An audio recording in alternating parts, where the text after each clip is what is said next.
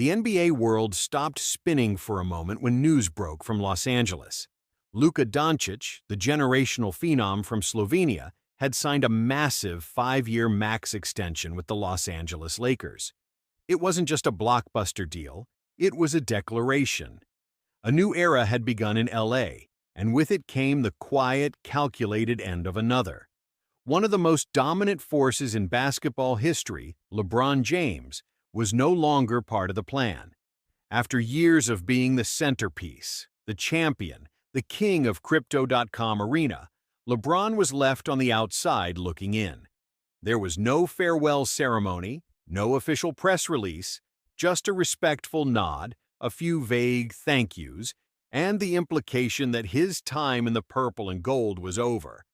The Lakers had moved on, and Luka Doncic was the reason why. Behind the scenes, this changing of the guard had been months in the making. The Lakers' front office, led by Jeannie Buss and GM Rob Pelinka, had long admired Doncic's transcendent game. He wasn't just a talent, he was a brand. Young, marketable, globally beloved, and capable of anchoring the franchise for the next decade. Internally, the discussion shifted from, how can we extend LeBron, to, how do we build around Luka? For LeBron, the writing had been on the wall. Despite leading the Lakers to a title in 2020 and playing at an elite level into his 40s, there was a growing sense that the team was preparing for life after him. The front office, aware of his advancing age and the circus of managing Bronny's future, had become weary. The vision was changing, and in that vision, Luka was the centerpiece. But Luka was on the cover of Men's Health. The issue dropped today. Cover photo. He looking real slim and trim. Did an interview with him as well. Feature story. Said his dietary regimen includes fasting nearly 16 consecutive hours a day while consuming a high-protein, low-carb nutritional program. Includes whey protein shakes. And his workout plan includes weightlifting, resistance band routines, agility, on-court drills. Luka had this to say about his body. He said, just visually, I would say my whole body looks better. And then he also said, this summer was just a little bit different. It kind of motivated me to be even better. So, Gil, how do you feel? First, we're talking from the Lakers angle. How do you feel as a Lakers fan to see Luka locked in, trying to get his body right, looking slim out there, looking like he's ready to do some damage in this 25-26 season? Let's just be honest, man. I don't care if you like the Lakers or don't like the Lakers. The fact that he showed you with enough time of rest that Ozempic kicks in quick. Right?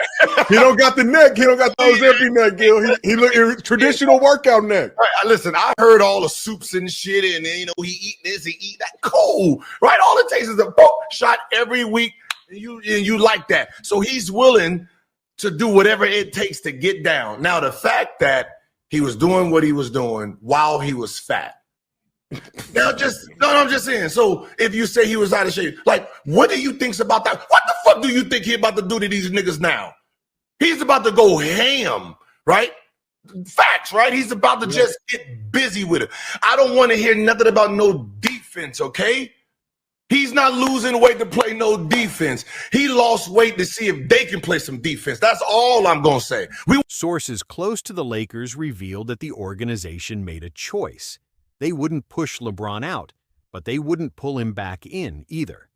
There was no extension offered, no aggressive effort to keep him in LA. Instead, they made room, quietly, efficiently, and with surgical precision.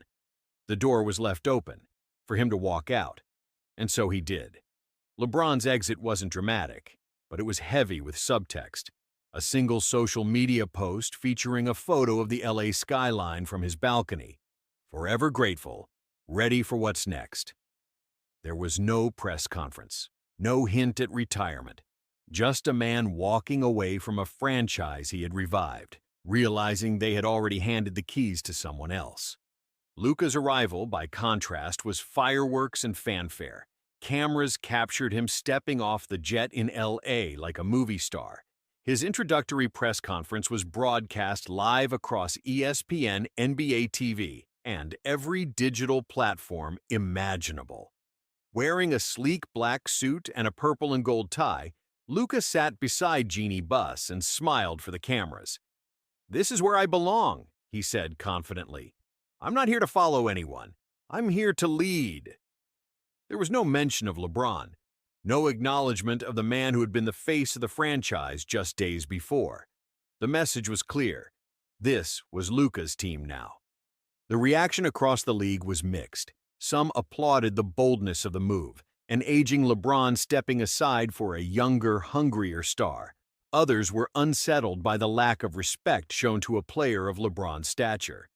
"He deserved better," said one former teammate anonymously.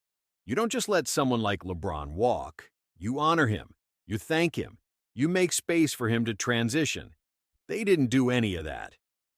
But in LA, legacy often takes a backseat to spectacle. The front office saw Luka not just as a basketball player, but as a business move. A fresh face to sell tickets, merchandise, streaming rights, and global partnerships. Luka represented the next decade of Lakers basketball, and more importantly, the next era of NBA dominance. And yet, underneath all the glitz, there was pressure, immense pressure. Being the face of the Lakers isn't a title, it's a burden. From Magic to Kobe to LeBron, the job comes with relentless scrutiny, weighty expectations, and the requirement to win now. Luka may have had the talent, but did he have the stomach for the spotlight? That remained to be seen. Meanwhile, LeBron didn't disappear. Rumors began swirling that he was exploring options in Cleveland, New York, or even with an ownership stake elsewhere. Some insiders claimed he was plotting a final run alongside Bronny, who had just been drafted to the Orlando Magic. Others suggested he was content to wait, watching from the shadows until the perfect opportunity arose. But one thing was certain, LeBron was not finished, and he wasn't going to forget how this chapter ended. Luka's first practice in LA drew crowds, cameras, and comparisons. Every move was dissected. Every quote was weighed. "Do you feel pressure replacing LeBron?" a reporter asked. "I'm not replacing anyone," Luka said. "I'm building my own legacy." Still, the shadow lingered. Every highlight Luka delivered, every win he piled up, would be measured against LeBron's ghost. And that's the cruel irony of this power shift. For Luka to rise, he must do more than win. He must exceed the impossible standard LeBron left behind. As the season approached, one thing was undeniable. The Lakers had chosen their future. Luka Doncic was the new face of Hollywood basketball. The king was gone. The crown had been passed. But in this league, power never rests. It shifts. It twists. It returns. And somewhere out there, LeBron James was already planning his next move.